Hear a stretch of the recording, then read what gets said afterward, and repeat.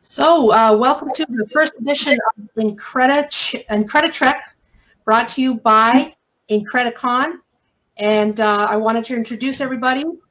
My name is Lee Starshine, and in the center you see Danish House, and to the far right we see Ryan, GamerPyle.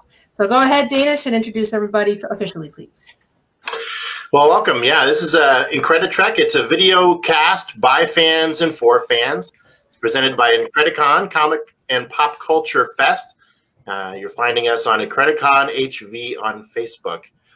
Lee Starshine, right over there, is the founder and captain of the USS Henry Hudson, which is the Poughkeepsie, New York-based chapter of Starfleet Command, the world's largest not-for-profit Star Trek fan club. On my right over there, your left is Ryan Wade. He's the host of the YouTube channel GamerPyle, and he's also the security chief on board the USS Henry Hudson. I'm Danish House. I'm the creator of the webcomic The Splendor Life is Beautiful on webtoons.com, and I'm a staff writer for trekmovie.com.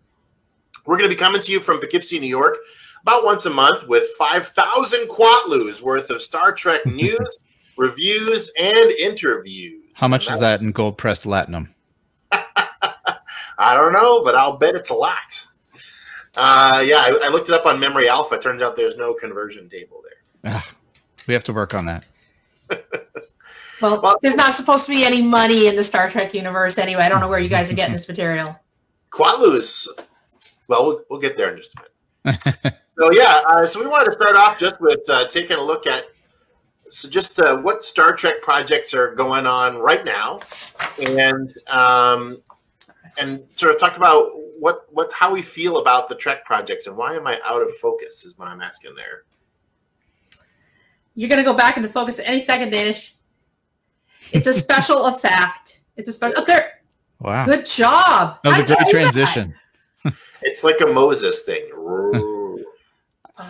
Well, obviously the big one that's going on right now is Star Trek Lower Decks, right? I mean, Star Trek Lower Decks is currently streaming season 1 on CBS All Access.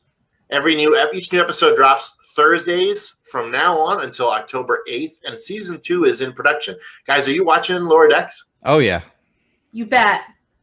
So we'll go into Lower Decks in more detail later on, but how are you guys liking it?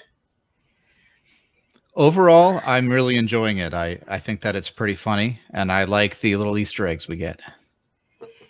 Yeah, I love it. I laugh so hard. And it's not just because it looks like it's been written by 100 Star Trek fans. It's got all the inside jokes, but it's also highly intelligent. I can't even believe this show. Cool. Well, the other next Star Trek production that is sort of in the news right now is Star Trek Short Treks. Season 2 actually got nominated for an Emmy for Best Short Form Comedy or Drama Series. And Alex Kurtzman, the head honcho in charge of Star Trek right now from Secret Hideout, has declared that he really wants to make more of them. And a couple of things he said is that he wants to do a black and white episode of Short Treks. He wants to do a musical episode of Short Treks. Short Treks has kind of been their experimental kind of let's try new things kind of Star Trek platform. How have you guys liked Short Treks? Well, I like that it's like a kind of a mixed bag. It's all over the place, different genres, different music. It actually, in the episode about the tardigrade, that is more like a slapstick comedy cartoon. It like starts a comedy cartoon, yeah. Yeah, it starts as like a 1950s, educational film in black and white, complete with little errors, little marks and so forth on the screen. But then it goes to color, and that's when it really gets amazing. But I love the variety. I love how it fleshes out the characters. And what do you think, Danish? You've seen quite a few of them, haven't you? Yeah, I've seen them all, and actually, I use Short Treks as an easy way to take 10 minutes or 15 minutes and just introduce somebody to what Star Trek is like today. And so it's a great, easy way of doing something like that. Those are available on Amazon, CBS All Access, but also because of the Emmy nomination, they've put season 2 on CBS.com. So you can go on CBS.com and watch all the season 2 short treks right now for free, which is pretty exciting. I know, Ryan, you haven't seen the short treks yet. No, I haven't. I only recently picked up a CBS All Access ability, so I'm a little bit behind the times. I've seen Picard. I've watched Discovery. I have been keeping up with the new series. However, I did want to say I do want them to do a musical version. I am a musician myself, so I guess that kind of falls under the purview. But I really hope that they get the same 2 guys that did the Flash musical episode, who were Benj Pascal and Pasek and Paul. Benj Pasek and I can't think of his first name, Paul. They are phenomenal. They also did Dear Evan Hansen on Broadway and a few other very famous movie musicals. I hope that's who they get, assuming I'm busy and I have to turn them down. So. Well, certainly a lot of the Discovery cast are musical theater vets. Yes, they are. and they actually released, I know the Discovery cast members did a little Star Trek related music video about a year ago. It was cool. Phenomenal. Yeah, absolutely. And they all have chops when it comes to singing and acting, obviously. But yeah, it's great to see them. Yeah, it was a number from Rent, which Paul starred in for years. Yeah. So it was gorgeous, just gorgeous. And they shot it on the bridge. It was just perfect. Well, the other, the next big Star Trek thing that's coming up is Star Trek Discovery. Season 3 is going to start streaming on CBS All Access starting October 15th. There'll be 13 episodes in total and dropping, again, one every Thursday. And that's going to make 23 straight weeks of new Star Trek, from Lower Deck to Discovery without a break. 23 weeks of new Star Trek. That's like what it was like when Star Trek: The Next Generation was on the air, or Deep Space Nine, or Voyager. Enterprise, I guess the last season was fewer episodes, but it's been a long time since there's been 23 straight weeks of Star Trek. Yeah, I'm excited about it, honestly. I know that you host watch parties at your house, often, Danish, and I haven't been able to come to every one of them, but when I do go, it's always more enjoyable for me to watch these shows live with other fans, rather than just sitting on the couch by myself after everyone else goes to bed. Listen, our watch parties right now, we're all masked, 6 feet apart from each other. COVID safe. Yeah, exactly. We used to do food, and everybody would bring a snack, to pass, but we don't do it anymore. No. COVID-19 Star Trek. Yeah, the whole COVID thing has had a big impact even on our club. We have more than 40 members, but we really had to draw the line. We just can't meet in person anymore, even for a picnic or anything. And so, we do online events, and which are fun. Yeah, absolutely. Yeah. Watch parties.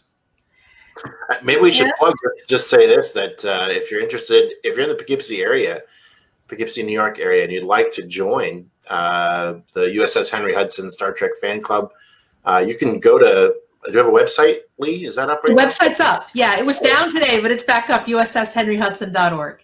So yeah, definitely do that. Lee is the captain, and we're members on the ship, and it's a great group of people. We have a lot of fun together.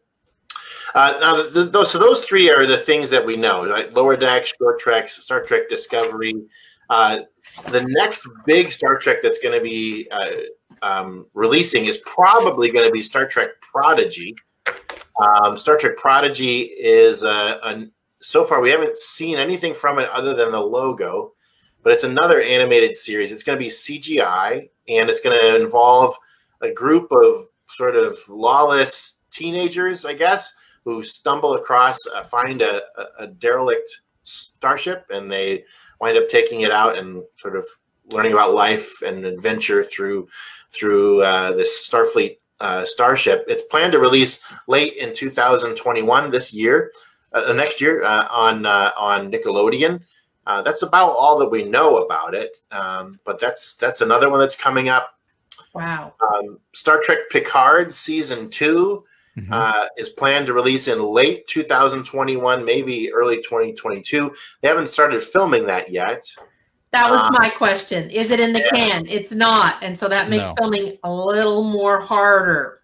Right. I know a lot of studios are actually there. Well, I know a lot of studios, because of COVID-19, are moving into striating their crew and cast so that certain people are only going on certain days, which makes it hard when you're trying to get your grip and your best boy who are on, you know, Team A, and somebody gets sick, and so they have to go to Team B now, and now your actors are not there when they should be. So it costs, the budget costs are going to skyrocket for all of these studios, which really doesn't bode well for Star Trek, which already is niche and is only being released on a paywall.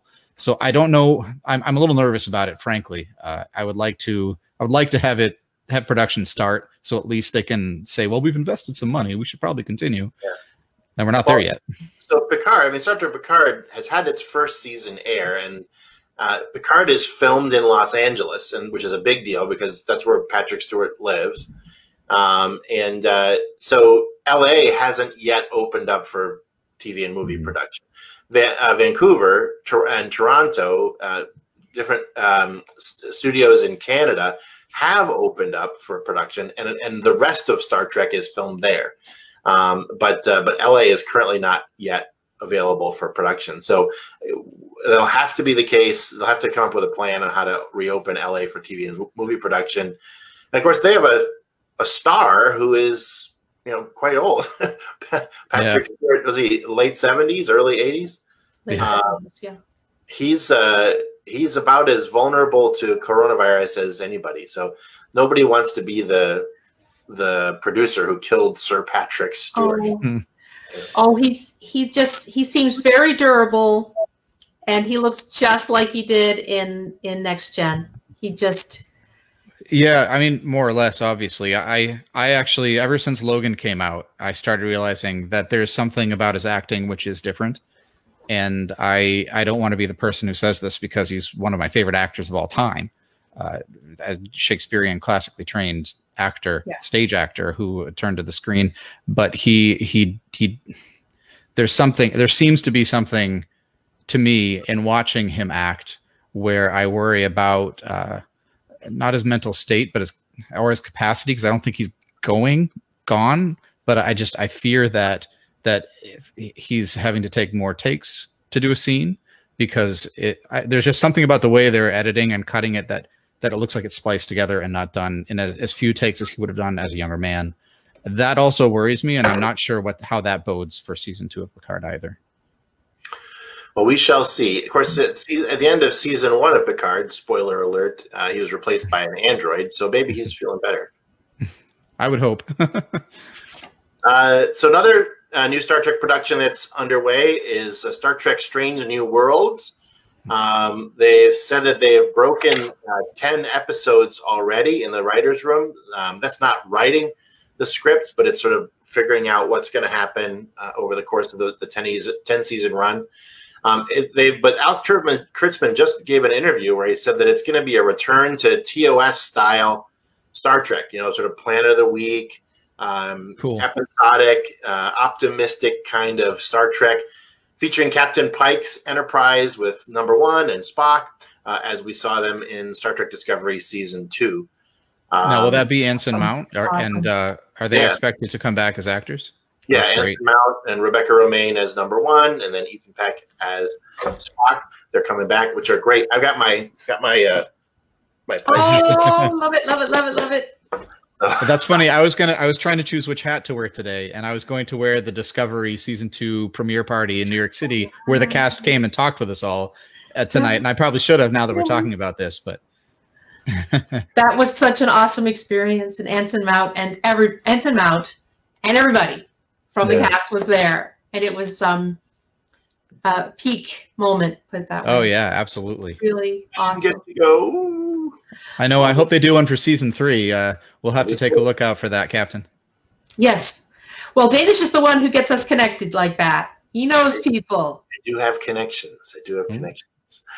And then the last Star Trek show that's in production is Star Trek Section 31, which has been consistently mentioned by Secret Hideout as being in development. They've apparently got a writer's room, but we're not hearing anything more about that. It's gonna, which is very Section 31 of them. It is. Very secret, yes. They've got Erica Lippold and Boyun Kim, who are the showrunners together, and then of course Michelle Yeoh as the star as Giorgio. So we're not real clear on what the timeline of that's going to be. Discovery is now in the far, far future, and Mirror Giorgio is on board Discovery. So we're not really sure how that's going to get fixed, and if she's going to be maybe starting a new Section 31 in the far, far future, or is she going to go back in time to Discovery's original timeline? We're not really sure, but I have a question I didn't quite pick up on. How many people actually know that Giorgio is the Mirror Giorgio? Because it looks to me like only like 2 or 3 people know about that. Yeah, at the end of Discovery's season 2 finale, Captain Pike is returning to the Enterprise, and he kind of gives a wink to Mirror Giorgio, indicating that he knows that she's from another universe. But very few people actually do. On the Discovery, it was, I think, was Michael Burnham and Captain. As we learned, it was Captain Pike. I'm not sure anybody other than Burnham even knows. Well, you think it'd be an easy task. All you got to do is turn the lights on and see who goes, ah, because their irises don't react quickly enough from the mirror universe. But I kind of wondered about that. Like, it doesn't make too much sense. Like, why don't they wear sunglasses? Yeah, that whole mirror universe people all have to have shaded eyes. I didn't love that part of Discovery season 1. So yeah. So let's count that down, right? Lower Decks, Short Trek, Discovery, Prodigy, right? Picard, Strange New Worlds, and Section 31. That's 7 Star Trek shows that are currently in production. How many Star Trek shows were there before Star Trek Discovery? Do you guys remember? What, That's 5, 7. right? 7. Oh, wait, animated series I wasn't thinking about, and I must have missed one. Original series, Next Generation. Everybody misses Voyager. Voyager. Voyager's the best one. Animated series. Oh, you're right. It's 5. Voyager. You're right, Ryan. It's 5. So 5. I'm smarter than I look. Sorry. Shows prior to Star Trek Discovery. Now there's 7 in production. When you guys think about this, does this feel to you like kind of golden age of Star Trek, or how does it feel to you as a Star Trek fan having 7 shows in production? Do you feel like that's too much, or? Go ahead, Captain. Well, television has dramatically changed. Everything is streaming. Before, you had to reach a very broad audience, and it was broadcast television, 1960s, 70s, 80s, and then cable came out. So we're in a very different world, and it's niche, niche, niche. It's also trying to get people to pay for things. So I think, given that we're in a completely different world, I'm not too surprised. I mean, if I had really analyzed it in advance, I might have predicted it, but I didn't. I thought they were going to kind of dump us. I thought we had been dumped, us Star Trek fans. Mm-hmm. So many years went by since Enterprise, and nothing happened. So I'm happy about it. I just want it to be sustainable. I don't want them to shoot all their ammunition all at once. Yeah. How about you, Ryan? I'm excited, honestly. I mean, you talk to people who like the Star Trek fandom in general. There tends to be at least a wink, wink, nudge, nudge tiff with Star Wars fans and, that other universe. I happen to like both. And I've always appreciated that the Star Wars universe is so expanded, if I can use a pun, in that there are shows, there are movies, there are books, video games, comic books, and all of these are being released at the same time since I believe the earliest DC comics were in the 80s, I want to say. I mean, that's 35 years ago that they've started with these. And I'm excited to see that this is being expanded now in the Star Trek realm, because as we know these days, in order to stay relevant, you have to produce content. People are expecting new. That's why mobile games are so successful, because they can be easily updated with new features. And if you're looking at something like this Star Trek universe, it had become stagnant. We got the Abrams-verse trilogy, which I enjoyed for the most part. And I see these new shows that are coming out. I'm very excited about it. I personally like classic television, so I hope that Section 31 is done in a noir format. I think that would be phenomenal. Or what I don't want it to be is like a Get Smart, where the cone of silence comes down, right? Takes out his shoe or whatever. I don't want. I don't think they'll do it that way. But I'm worried that it's going to be. They're going to be trying to push the envelope as much as possible to try and be edgy, and I don't. That doesn't appeal to me, although I know it appeals to others, and that's fine with everyone, of course. But that's what I see. That's what Alex Kurtzman has been saying, is that his hope is to have lots of different types of Star Trek shows on the air at once to capture different types of fans, right? Well, the Nickelodeon show, I think, is one of the more brilliant things they could have done to appeal to that younger audience. That's the demographic everyone wants, is maybe not teenagers, but the 20 to 35-year-old demographic. That's the money pit right there. Or not money pit, that's the gold mine. I definitely think that like Star Trek Lower Decks is designed to appeal to sort of young adults or adults. Prodigy is going to be reaching out, hopefully, to kids and teens. But they're also, Section 31 is going to be for fans of, espionage shows, and Strange New Worlds probably is going to be sort of a tip of the hat and a welcome home to TOS fans. And whereas they're shooting for Discovery and Picard to be kind of peak TV style TV shows, and what Kurtzman has said is, look, I'm not expecting that any of you are going to like all of them, but I'm hoping that everybody likes at least one of them, because he wants to bring more people into the Star Trek fold. And I'm very interested to see where that goes. I think it's an interesting approach. I don't think it's something that anyone has really done before with a franchise. Marvel is making their movies, their franchise movies, all fairly similar and trying to sort of shoot for the broad audience. But if Star Trek is until their new shows they'll have on Disney Plus, such as WandaVision and Bucky. We'll see how they go with those. I mean, those might be focused, or they might be broadly focused. We haven't really seen anything from it, although WandaVision looks a little weird, stylistic, shall we say. I have a question for the both of you. Do you think, because I agree with you completely, Danish, and I've heard Alex Kurtzman say such similar things. So here's my question for you. Do you think that Short Treks is they're testing the water for these future shows, which they'll obviously be developing with a higher budget? Are they trying to see, well, which shows are being well received, and should we make something in that style? Do you feel that this is a microcosm of what's to come in the Star Trek universe? I think that's what they're hoping Short Treks will do, is to kind of be a test bed for different types of Star Trek. But I also think the way I think of Short Treks is like stretching a balloon. Your kid has a birthday party and you're going to blow up a balloon, and if you don't stretch it first, it's going to be hard to really inflate it well, right? So I think Short Treks is kind of stretching the balloon. It's sort of saying, okay, let's take Star Trek and let's stretch it, so that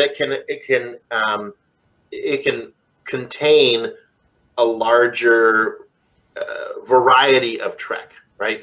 I think that's what Short Treks is trying to do. Short Treks is trying to be the thing that kind of makes more room for more Star Trek to happen.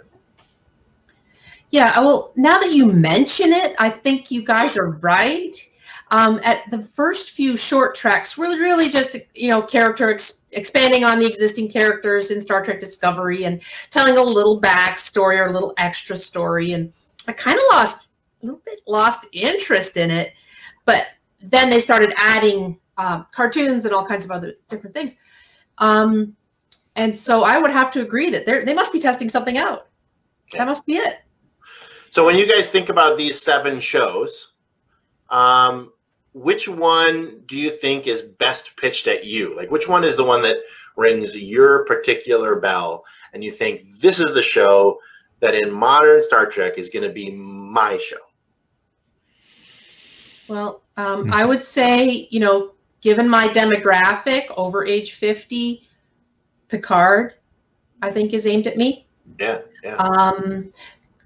It's a little more intellectual. It does have some, you know, quite a few younger characters in it, and there's a lot going on. It's moving kind of fast, but there's a lot of like the French vineyard, calm meditation, calm. Which lasted, let's be honest, for about 20 minutes of the first episode, and then it went pretty crazy from there on out. Yeah, I like the first. They had me in the first 20 minutes. So I'm like, okay, it's French. We are calm. Everything is moving nicely along. And then it's like, La vie est belle. Yeah, je t'amour. And then it all goes like, blam! But then so out of all of this, Star Trek Picard is season 2 is really what you're looking forward to more than any of the others.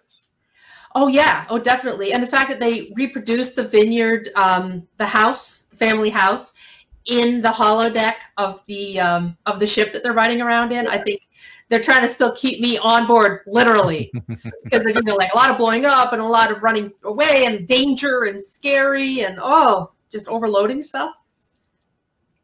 How about you, Ryan? Like, what's the Star Trek that you feel is going to be your Star Trek show in the coming years? I don't even know how I'm going to be able to pick. I think that, I mean, I have a pretty eclectic taste in media anyway. But okay, so Section 31 has always appealed to me as a storyline, and I've always wanted to know more about it. However, Lower Decks, I didn't think I was going to like it. I thought it was going to be too much of a parody of a parody. And yet I found myself laughing pretty loudly while I was watching it.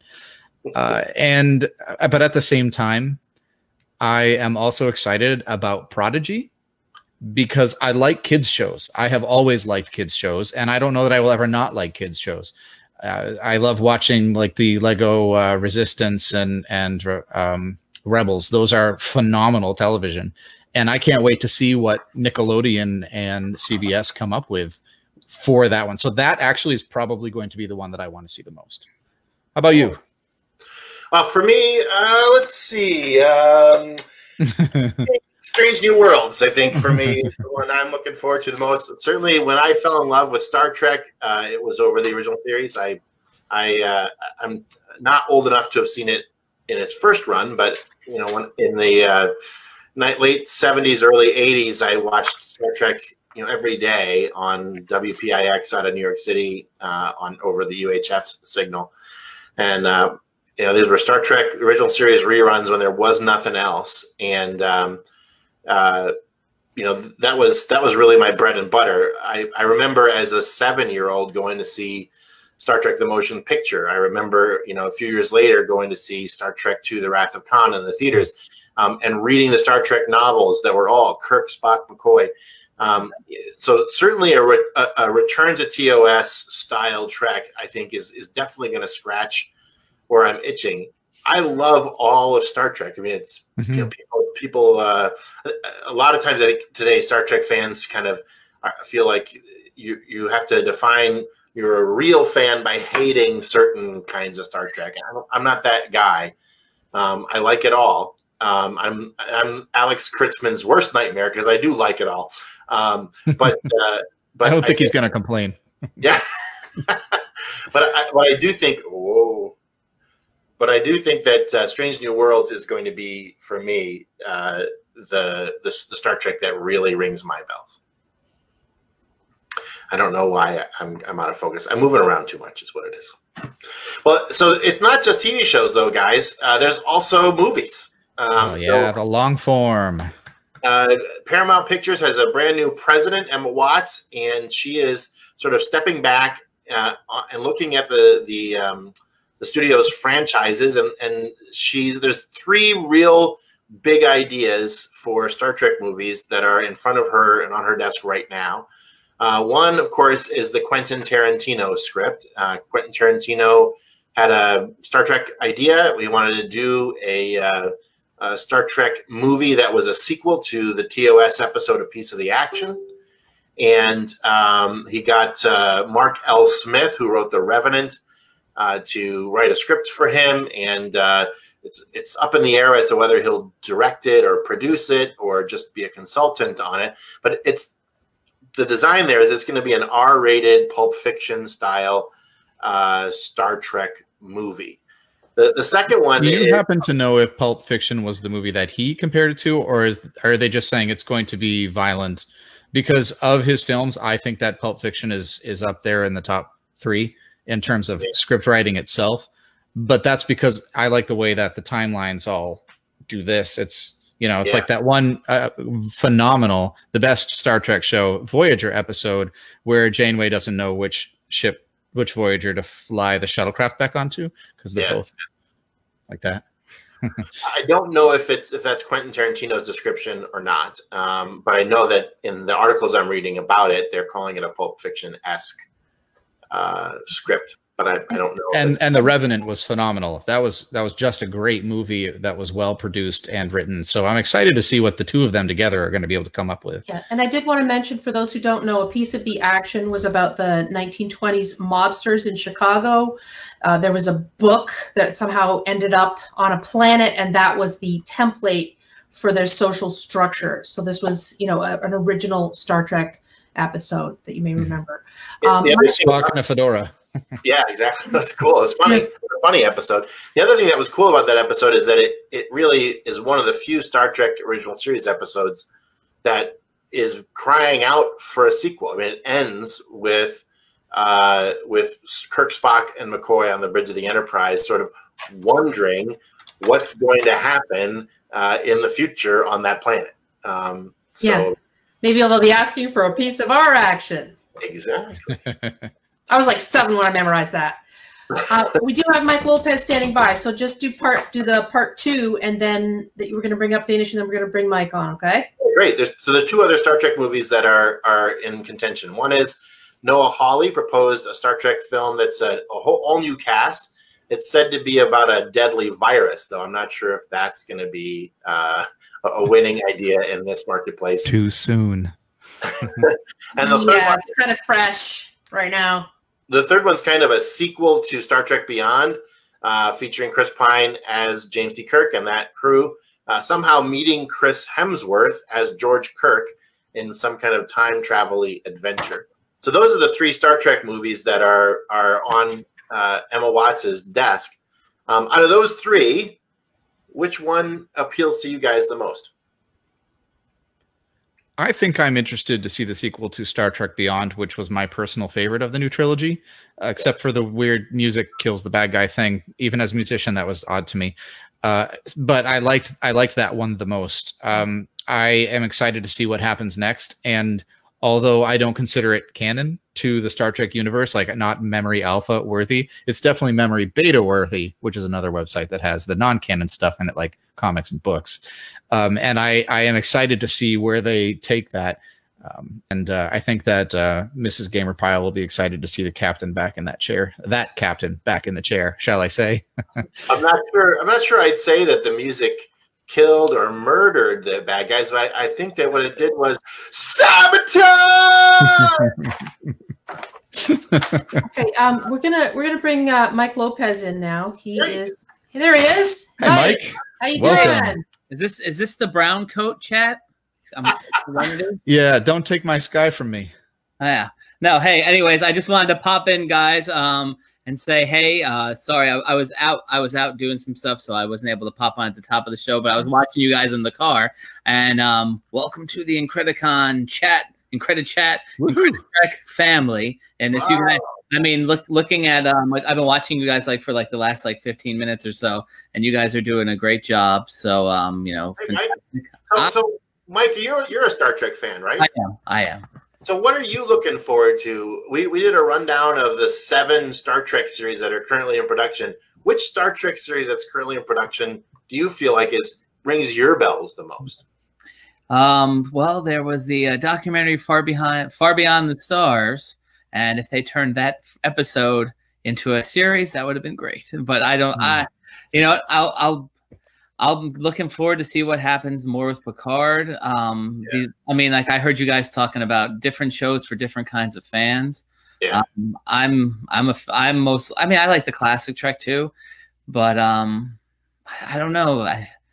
Lately for me, my best Star Trek, and this is going to be very maybe not controversial, but I mean, I definitely dug Picard. Discovery, I watched the first season, tried to watch the first season a second time, no good. And I said, you know what? I saw the first season. Let me watch season 2, and I made it like 4 episodes in. I wasn't feeling Discovery. Like I liked all the older shows that were out there. You guys were just talking about Star Trek Beyond. I thought of the 3 new movies, Star Trek Into Darkness, I thought they were. I mean, obviously, the big complaint there was like, why Khan, and what they were trying to be Wrath of Khan there. I thought Star Trek Beyond was great. What I really liked about Star Trek Beyond was really the tie into Enterprise. Yeah. You know, I thought that was really cool. And I mean, Enterprise is one of those shows which I was really into that show when that came on, and and Lee and I have talked about this. I thought it was cool seeing like, you know, them in baseball caps. Like, I mean, like, they were just like normal, like watching SG-1 or something like that.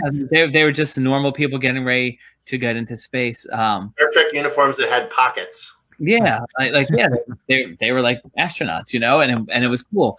But for the new things that are coming on, I mean, Strange New Worlds sounds appealing, and I like the idea behind it. Mm-hmm.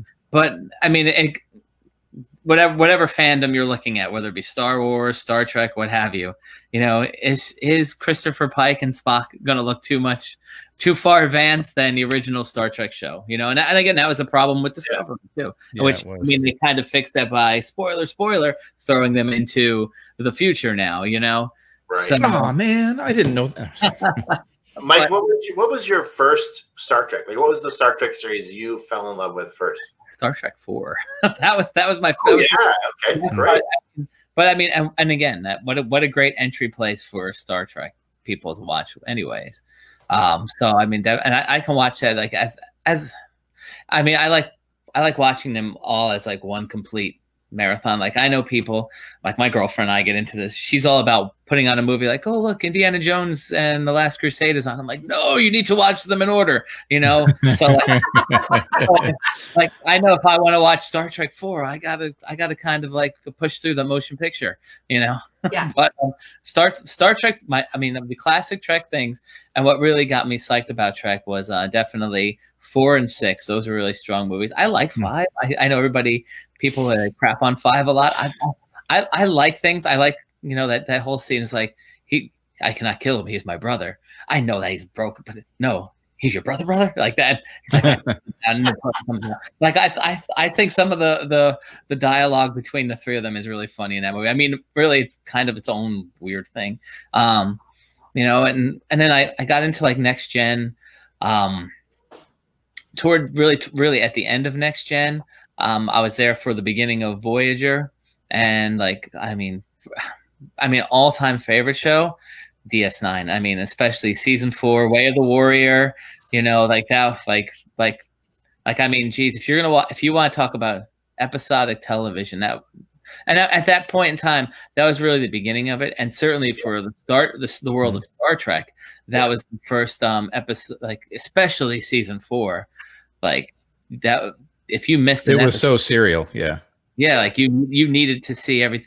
Like the first 3 seasons, if you missed a couple episodes, okay, well, no big deal. You know, there were a couple like Key Dominion episodes, but once Worf got there, like it was one big epic movie. So I mean, as we're talking about, once Cisco gets the goatee and Worf shows up, Deep Space Nine gets to be the best Trek ever, I think. And that's where you really need the streaming technology. That's where, you know, broadcast television and cable fails you.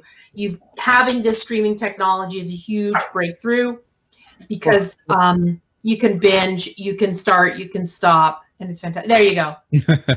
And also DVDs. Oh yeah, those things. What is that thing? Is that a Betamax? No, but honestly, as a Star Trek fan, that was the only series. I mean, I bought all the movies on DVD.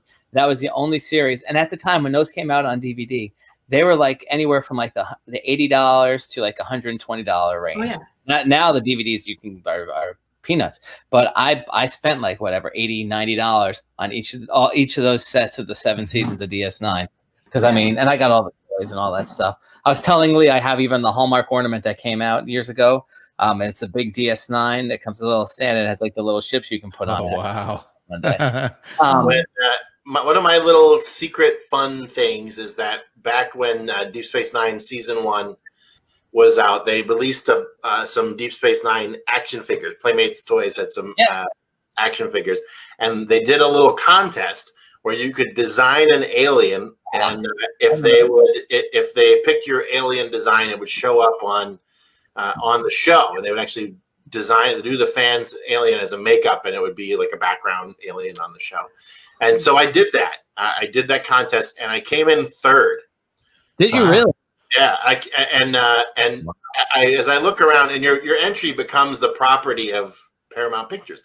It's like as I was watching Deep Space Nine, I kept looking to see if my alien ever walked around in the background, and I honestly think that a couple of alien races had some design elements from my design, and my prize was a case of every Playmates Toys Deep Space Nine action figure. Oh, that's so cool. Do you still have that? I have all the action figures. Yes, they're out of the box. I'm not a keep it in the box kind of guy. Because I was going to ask you what was the 3rd place prize, and like, wow, that's awful. Yeah, it was pretty cool.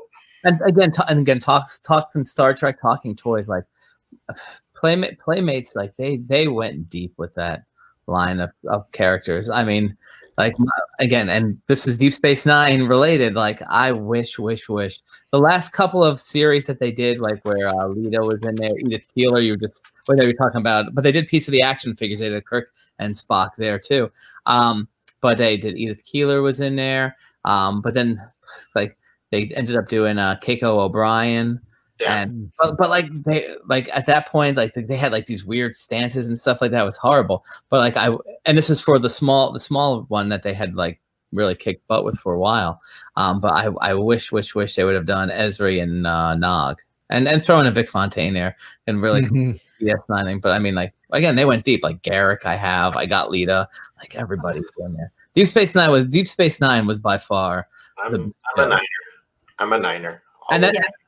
And that's like, you know, again, talking about different Star Treks for different people, you know, like for me, where I get that same feeling, that I got back in, like, what was it, the 80s and 90s, in the 90s, let's say, watching Deep Space Nine and Next Generation and Voyager, the show that gives me that really like same emotional feeling is the Orville.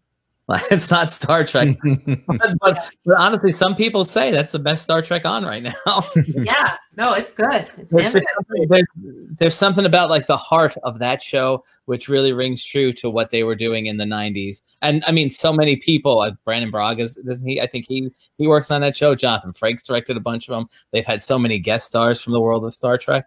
So I mean, that was the feel of Star Trek. I hope maybe moving forward with Picard. You know, and I mean, there were some moments in Picard where you got that feeling, but as we see more characters return and, you know, continue forward, we get that. Yeah. Well, Seth MacFarlane is the biggest Star Trek fan. He made a Star Trek movie when he was 14. Yeah, and he was in Enterprise. I'm watching season 4 of Enterprise right now, almost at the end, and he's in there in the background, a couple episodes. That's awesome. And of course, the Orville is going to be on Hulu. Season 3 is going to release on Hulu probably at the end of this year. And there's no real knowledge yet about whether or not there'll be a season 4. Yeah. Seth MacFarlane has just announced that he is doing a miniseries for Hulu on the Winds of War, Herman Wouk's big epic miniseries, Winds of War and War and Remembrance, which I don't know. And from my book, I was a kid when the Robert Mitchum Winds of War miniseries was on, and that sort of defined epic television for my entire life. Mm-hmm. I'm not sure how you make another one. You know, I don't know how you do that, but maybe Seth can do it. I don't know. Yeah. we'll see. And you know, and you know, just quickly, I know we're talking to Orville going a little bit off of Star Trek, but I mean, there would be no Orville if there was no Star Trek anyway. No, and the Orville's great. I mean, actually, if you go to trekmovie.com, I'm the reviewer there for the Orville, so I wrote most of the reviews, and they're generally positive reviews. It's a great show. And I think even if they don't do a season 4, and even if Seth decides he wants to walk away and work on these other things, I mean, keep his creative hand in it. You know, they've created a group of characters and its own universe where, you know, maybe that will spin off into different things too. I'm sure, because people seem to really like that. And again, same people who like all these other same genre things. But yeah. Now, we wanted to talk about Star Trek Lower Decks tonight, and that's kind of we got about 15 minutes left in the show. So you guys, listen, you guys go on forever. I haven't watched it yet, so I'm going to dip out here because I don't want to be spoiled on it. Oh, okay. Yeah. Spoiler alert! You haven't seen Lower Decks, you're about to get spoiled. I've not seen it, but like I said, I just wanted to pop in, guys. And again, maybe we should, one of these shows. Let's talk comics and toys. Star Trek, the Marvel line of comics. There we go. But I just wanted to say, you guys are doing a great job. It's awesome. Looks like we got a lot of good followers on here. So wrong one. Or Robin Williams, Nanu, which is like Nanu. Anyway, we're gonna kick you off, Mike, and then we're gonna do Lower Decks. Okay. And I'm gonna listen. All right. I'll see you guys later. Good work, guys. Thanks for joining us, Mike. Bye-bye. Thanks, Mike. Okay, so it's us three, and we have some viewers as well, and we're going to go over Lower Decks, which is a cartoon made by the creators of Rick and Morty. Let's start with the first episode called Second Contact. Now, who wants to explain the context here of what first contact means? Can you go ahead, Ryan, and tell us what first contact is? Sure thing. So first contact is when you've had an established rapport with an alien race that are already a member of the Federation, and you just go back again. That's first contact. Well, oh wait, no. Second contact. That might be not even second. So first contact, one of the major directives of one might say a prime directive of the Starfleet Charter is that an alien race that is not technologically sufficient is not to be interrupted in any way.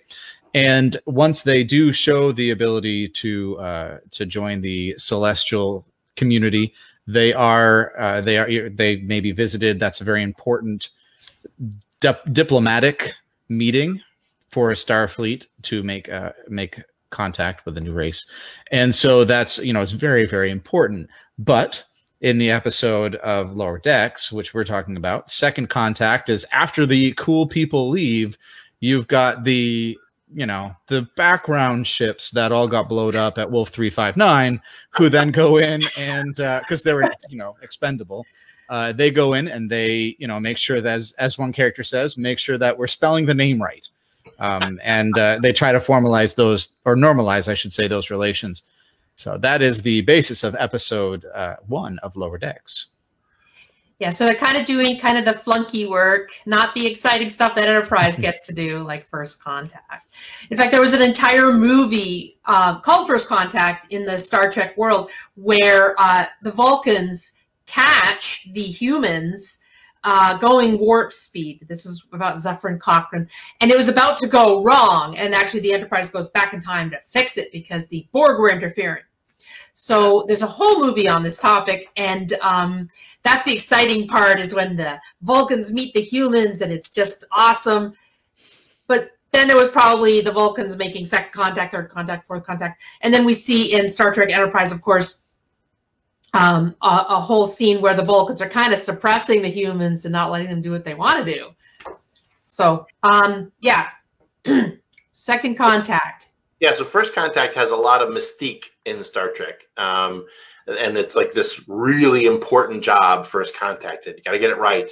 But we've never actually seen what Second Contact is like in Star Trek. I think that's at first, I think it, like, you kind of laugh at the idea at first, because First Contact is so important. And you're like, oh, Second Contact, that's goofy. But then you think about it and you're like, that actually is kind of important to have, the follow-up. Right? When Picard leaves, or when Kirk leaves, who comes in and keeps the relationship going? It seems like it is an important task, So we're on the USS Cerritos. They are in Star Trek Lower Decks. And our main characters are Ensign Mariner and Ensign Boimler. And then Ensign Rutherford. You got his name wrong. It's Bumford. That's what the captain calls him at one point, incorrectly. Ensign Bumford. It's Boulder, sir. I have it on this plaque. That's episode 3. So so Second Contact. What did you guys think of Second Contact as a premiere episode of a Star Trek show? I think it was actually the most diverse episode of Star Trek we've ever seen. We did get to see, like, one of the great things about the animated series was you still had the voice actors that were the characters, but you were able to have races that we had not previously seen. The insectoid helmsman, for example, whose name escapes me off the top of my head. What's that? Lieutenant Eric's. That's correct. Thank you, Eric. I love that. Yep. You got to see a Cassian Mress. And they were able to do that because there were no makeup costs. There were no costume design costs. And so in just this one episode, the first episode, I made a list because of the ones I noticed because I was so impressed by it. We saw Bajorans, Cyborgs, Trills, Orions, Benzites, Caitians, Bolians, a Sikh, and every shade of skin imaginable. And I thought that was phenomenal. I thought that was so cool, and that is true to Gene Roddenberry's idea of what the future will or should look like. That impressed me. Yeah, that's cool. That's cool. How did you feel? How did you feel that the balance of Star Trek and humor played out in Second Contact? I don't know. It was funny to the point of just being almost a pure comedy. Like I could recognize the Star Trek because every other word was somehow a Star Trek joke or a Star Trek reference. I mean, it was written by true Star Trek fans who knew every possible detail, you know? Yeah, I think the writers must have had that Memory Alpha website open while they were writing this. Oh yeah. There were things I had to look up. I was like, wait, what guy? What are they talking about? At the end of one of the episodes, when she's listing all that, have you ever heard of Spock? Did you know he came back from the dead? Have you ever heard of this person? This person's, and it's like Spock and Worf and Kirk, and it's like, obviously we know that. But then they go to the 1-2 episode where No Man Has Gone Before, and I'm like, wait a second, which guy was that? And then I remembered, and I was like, holy cow! Talk about pulling one out for us. Ensign Boiler even says when she says, "How about Gary Mitchell?" He says, "I can look him up." I can look him up. Yeah. I mean, I think it went. Gene Roddenberry's What was Gene Roddenberry's vision? Okay, inclusivity, positivity, peace. Goodwill. I saw a lot of that. But I also saw a very strong rebel. And we find out at some point, I don't know if it's in this episode or the next one, that actually this highly rebellious person that Ensign Mariner, whom Boimler is supposed to be watching, she's highly rebellious. I mean, it turns out that she's the daughter of 2 high-ranking Starfleet members, including her own captain. And an admiral. I mean, my goodness. Yeah. Is that a little close to home for you, Lee? I'm not sure what you mean, Janish. I don't know. Yeah, I think Ensign Mariner is a very interesting character. I mean, she is aggressive. She is a rule breaker. I mean, this whole 3rd episode was all about her breaking the rules. And she's sort of a shoot first and ask questions later kind of person. But she's still I think inside the Starfleet mold. She wants, especially in this first episode, she wants to help the aliens on this planet. She wants to make sure that the bureaucracy of Starfleet doesn't keep them from getting the help that they need. And so she does break the rules, but it's for humanitarian, purposes. She's definitely got the Starfleet explorer, the Starfleet compassion heart that's beating underneath her kind of rebellious exterior. And that's a great yin to the yang of Boimler, who is so by the book until they see each other. And that's one of the things that I think is a great character dynamic between them. I know it's supposed to be a comedy, but it is also fairly intellectual at times anyways. And I like how, you know, like my mother always used to say, there are two types of smarts. There's book smarts and street smarts. And with Boimler and Mariner, we have both. Right. And yet when they're together, they're better than they are individually. And I think that's cool. I want to see that developed a lot more. And I think that's it seems to be from the first 3 episodes, the direction that the writers want to take this as well. I like that she does call him her Chachik or whatever it is. That's what it is, the Chadich. I have to brush up on my Klingon phrases, which is the second.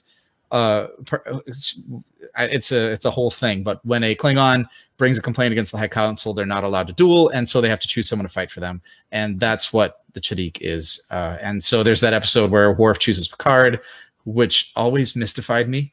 I don't know why he would choose the highest ranking officer on the ship, much less an ambassador, not a fighter. But he's kind of like, Picard's kind of skinny.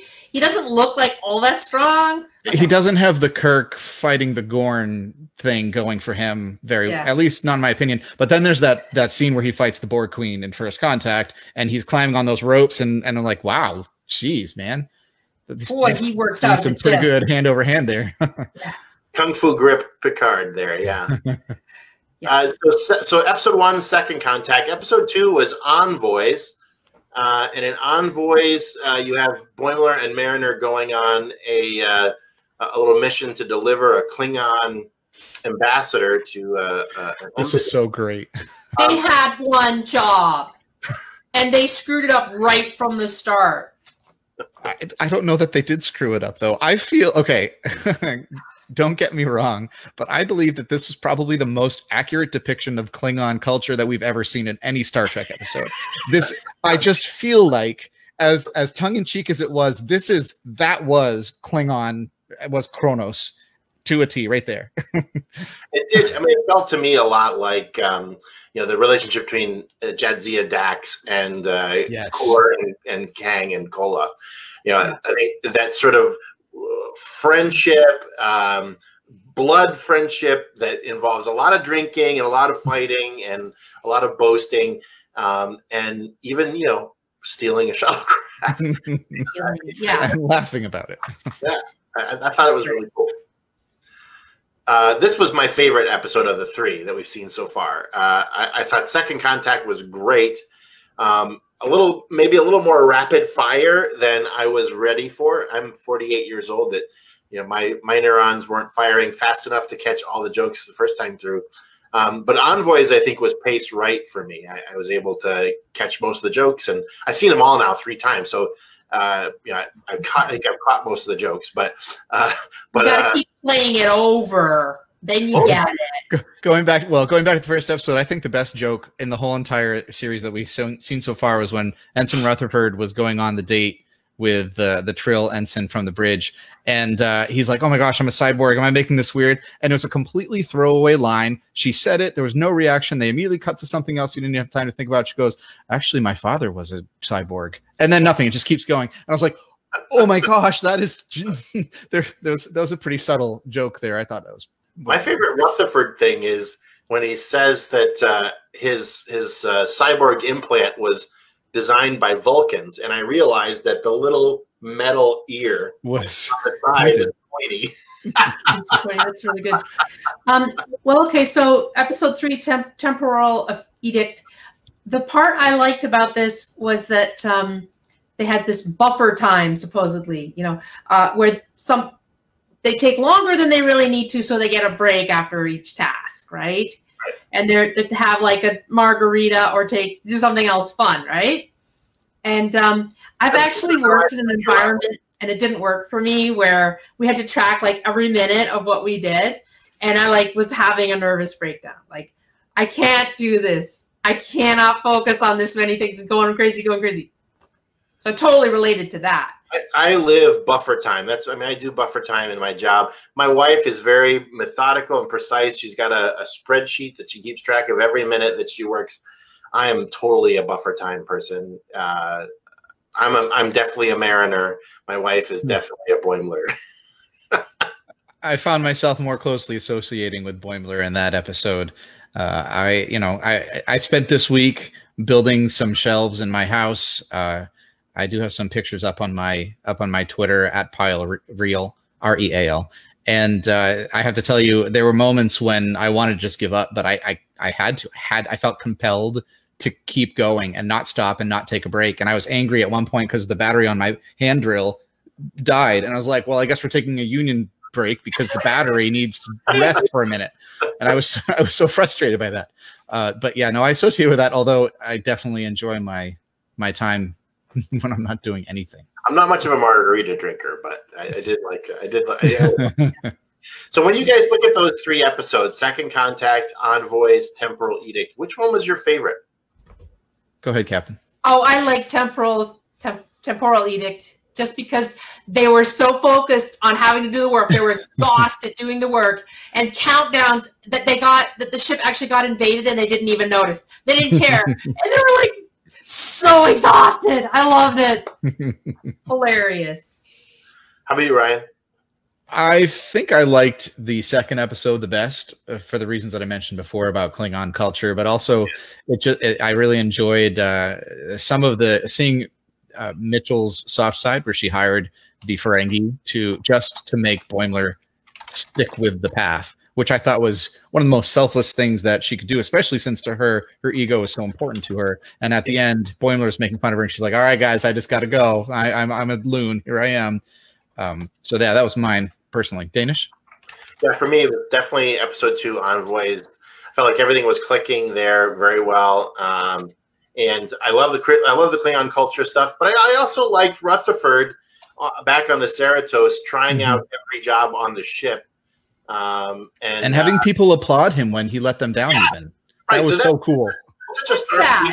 That's such a Starfleet thing, right? He decides to leave the division, and his boss is like, well, awesome. I want to make sure you're somewhere where you're feeling like you're, making a difference.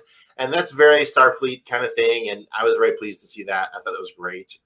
Yeah, I like that. Good stuff. I think Lower Decks is really hitting things that I want to see. It's actually one of the things that is a little scary for me right now is the thought of going back to Discovery. And I like Discovery, okay? But going back to Discovery after Lower Decks, Discovery has very little sense of humor. You've got Tilly, who's kind of funny. Saru can be funny at times, but sometimes accidentally. Well, the entire first season was just a slaughter. There was nothing funny about that. The second season got a little bit lighter. I think Lower Decks is light and funny at a time when we need light and funny. Yeah. And I feel like I'm going to wind up with whiplash going to Discovery season 3. I don't know. We'll see. But they better lighten that up a little. I do want to say that we have Alex and Timothy, hi guys, who are with us, and they're having a conversation. They want to know what will happen when the rest of the crew finds out that Mariner is the daughter of the captain. It seems to me like no one brought it up. Obviously, Mariner would know, unless the captain. I don't remember hearing the captain's last name, but I'm assuming it wouldn't be the same, or else people would have made this association already. I kind of figured that out earlier in the episode when she brought Boimler in to spy on her. I was like, that's not a captain thing. That seems like a mom thing. Although I wasn't expecting her husband to be an admiral as well, and the whole that one was kind of neat, but.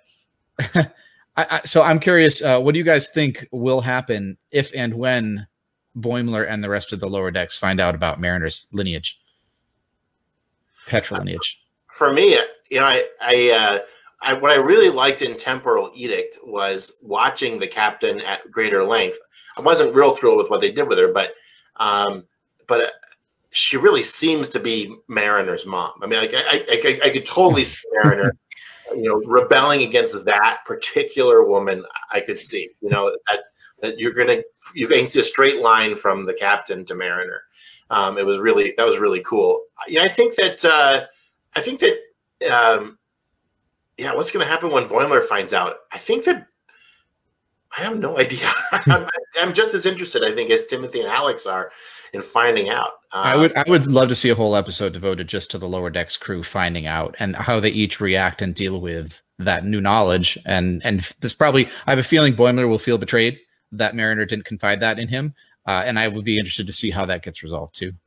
But. Well, I do know this, that today in the real U.S. military, you cannot have a relation, a family member in your direct line of chain of command.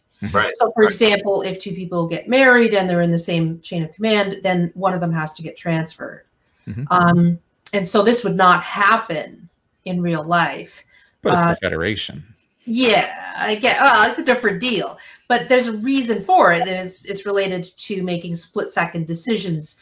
For example, this was dealt with in Voyager when somebody had command for a short time, and he had to choose between his best friend and somebody he didn't know. That the doctor could only save one of them. Do you remember this one? It was anyway. So he ended up choosing his best friend. You notice that it was really tricky for Captain Janeway to get a date, right? Because if she had dated Chakotay outside of the context of them being marooned probably forever due to actually a virus, if she had dated him outside of that, like how would she handle that? Like, Chakotay, in my ready room, now. Yeah, I don't know that particular. I see what you're saying, and I don't disagree with you at all. Although I have a feeling that particular crew in that particular situation would probably have been more supportive than a typical Federation crew would have been if the first officer and the captain were an item. Yeah, they're 7 years away. That's the one thing. Like I always, with Voyager, I always wanted to see what we saw in Battlestar Galactica, the reimagined series. Was, remember President Roslin saying, we need to get moving and start having babies, right? And that's one of the things that almost didn't happen at all on Voyager. You had Naomi Wildman, and then eventually you wound up with the Morale Paris. But I would think that getting married and having kids would be essential on a ship where you're going 70 years before you're going to get home. Mm-hmm. True, and that could be done because you can have couples where they're not in the same chain of command, but unfortunately the captain is at the top of the chain. Yeah. And so that makes it tricky. She would have to, be dating or marry a civilian or a hologram or, some alien she brings on board, something like that. So you're saying Neelix should have been with a hologram, but yeah, no, she had a holographic boyfriend. That's true. Da Vinci? No. It's an Irish simulation on the holiday. Yeah, but it was implied once where they said, this is Naomi Wildman. She was the first child born on Voyager, implying there were other children, but they just never showed them. They must have been on the lower decks then. Yep, sleeping in the bunks in the hallway. Maybe the kindergarten got hit early on and all. And the junior kindergarten gone. That was a funny scene. And that was in lower decks. Yep. Graphic on the screen with all the children floating up. Oh man. Who made that up? That's terrible. We should laugh, right? But it's so awful. It's so awful. It just came out of nowhere. Like that was in a This goes back to my love for slapstick. Yeah. A simulation in lower decks. And Alex makes a really good point. He says the upper decks probably know about the relationship between the captain and the ensign, but the lower decks cast would probably be oblivious to that type of thing. And I mean, that would make sense. I would imagine the senior staff would have to know that the daughter of the captain is on the ship for all sorts of the reasons like you were mentioning, Lee, and also, security and, not to make angry so that you don't get on your captain's bad side, that kind of stuff, Yeah. I really enjoyed in Star Trek The Next Generation, there was an episode called Lessons in one of the later seasons where Picard winds up falling in love with a member of the crew. And that really illustrated why the whole chain of command thing can be very, very challenging. But because of that episode, I don't think that Starfleet has those same regulations. There were no regulations against Picard having a dating relationship with a member of his crew. But they just had to be very careful about it. And in the end, they broke it off because Picard wasn't sure he could command her well. could be a good captain for her. So ironic, since many of the episodes, she would actually be outranking him as the doctor of the ship, who outranks a captain when in matters of his health and safety. Well, yeah, but in Lessons, the woman he fell in love with wasn't Beverly Crusher. Oh, do you mean the Indiana Jones woman? What's her name? The one who does the archaeology and all that? Vash. No, actually, in this episode, it was a stellar cartography. Stellar cartography. Okay. Cartography. Wow, I didn't realize that Picard had quite so many flames. I have to go rewatch Next Generation. It's that dog, that English bulldog. Picard had 7 seasons, and Captain Kirk only had 3. And look at how many girlfriends he managed to rope in. That was a very 60s. Someday we got to have a conversation about Captain Kirk as a horn dog, because I have the contrary opinion. I don't think Captain Kirk was a horn dog, but we'll talk about that at another episode. Definitely bring that up. Well, we're at an hour and 10 minutes. I know that we don't have an actual stopping time, but we want to try to keep this as an hour-long podcast, video podcast. So it's late for some of us old folks. We got to take our prune juice and get to bed, just like Ward. My warm milk. So we want to thank everybody who's been watching and commenting on the comments. I didn't know that we could read the comments, so that's exciting. So thanks everybody for watching and participating in this first ever episode of IncrediTrek. And it's in the can. Lee Starshine and Danish House. And we're part of the USS Henry Hudson Star Trek fan club here in Poughkeepsie, New York. Thank you so much to IncrediCon Comic and Pop Culture Fest. Thanks to Mike Lopez and Mike Gracia. And we're very happy and just delighted to be part of your team right now.